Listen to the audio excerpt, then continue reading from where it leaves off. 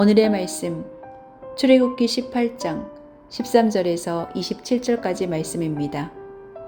그 이튿날 모세는 백성의 송사를 다루려고 자리에 앉고 백성은 아침부터 저녁까지 모세 곁에 서 있었다. 모세의 장인은 모세가 백성을 다스리는 이 일을 모두 보고 이렇게 말하였다. 자네는 백성의 일을 어찌하여 이렇게 처리하는가?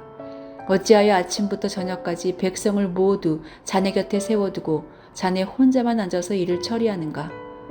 모세가 그의 장인에게 대답하였다.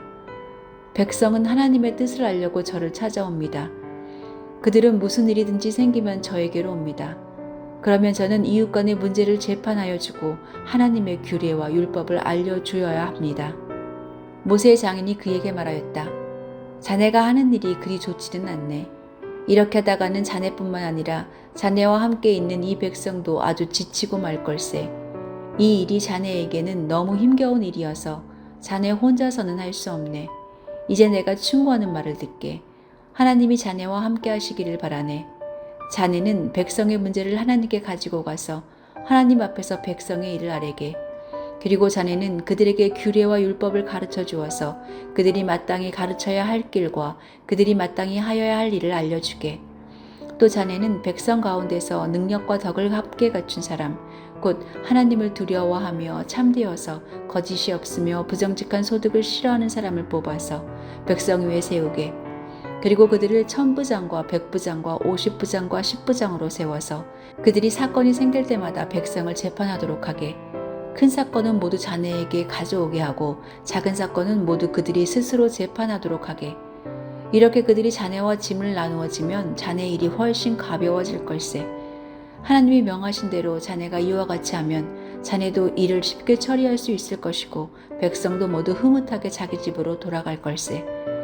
그래서 모세는 장인의 말을 듣고 그가 말한 대로 다 하였다. 모세는 온 이스라엘 사람 가운데서 유능한 사람을 뽑고 그들을 백성의 지도자로 삼아 천부장과 백부장과 50부장과 10부장으로 세웠다. 그들은 언제나 백성을 재판하였다. 어려운 사건은 모세에게 가져오고 작은 사건들은 모두 그들이 재판하였다. 얼마 있다가 모세의 장인은 사위의 배웅을 받으며 살던 고장으로 돌아갔다.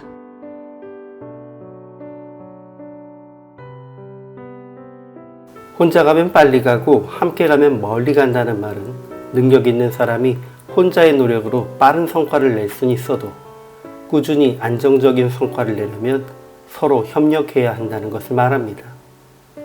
하나님께서 태초에 아담을 위해 하와를 만들어 함께 하신 것도 혼자 하는 것은 좋지 않다는 것을 아셨기 때문입니다. 노아에게 방주를 준비하라고 명령하셨을 때에도 하나님은 노아에게 순종하며 잘 도울 수 있는 셈, 함, 야벳 세 형제를 500살이 넘은 노아에게 허락하셨습니다.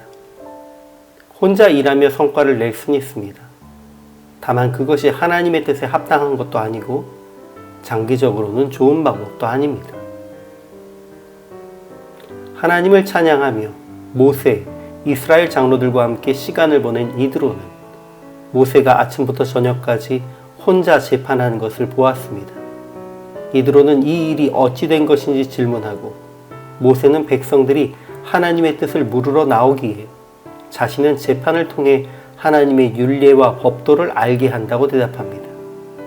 이드로는 모세에게 이 일은 옳지 못하다, 혼자 할 수 없다 라고 말하며 하나님을 두려워하며 진실하며 불의한 이익을 미워하는 자라는 기준에 합당한 이들을 천부장으로부터 10부장까지 세워 작은 일을 감당하게 하고 큰 일만 모세에게 가져오도록 조언합니다.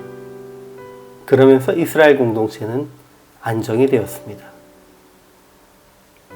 이드로는 이방인 제사장이었지만 이미 많은 사람들과 어울리며 서로의 일을 분담하면서 사람을 다스리는 지혜를 가지고 있었습니다.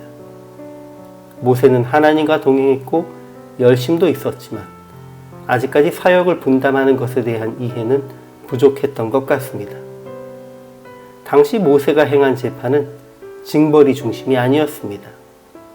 모세는 재판을 통해 갈등하는 이들, 범죄한 이들에게 하나님의 선하신 뜻과 그 뜻이 담긴 율례와 법도가 무엇인지 알도록 하는 조언과 가르치는 일에 집중하고 있었습니다. 그리고 이런 가르침은 백성들 가운데 함께하는 신실한 사람들을 통해 이루어져야 했습니다. 이런 원리는 초대교회까지도 이어집니다. 구약과 신약을 거쳐 현대를 사는 우리도 하나님을 두려워하며 진실하며 불의한 이익을 미워하는 신실한 이들을 교회의 지도자로 세워 사역을 나누는 원리를 기억해야 합니다. 또 이를 위해 주위 사람들의 의견을 수용하는 훈련이 되어야 할 것입니다. 누구라도 내 기준만이 옳고 혼자만 그 일을 감당할 수 있다는 태도는 옳지 않습니다. 서로가 하나님의 율례와 법도에 기준하여 사명을 감당해 가야 한다는 것을 기억하며 혹시라도 개인적인 기준과 생각을 판단의 기준으로 삼아서는 안 됩니다. 모든 교회는 하나님 앞에서 주의 율례에 따라 주의 능력으로 함께 일하는 공동체가 되어야 함을 절대 잊어서는 안 될 것입니다.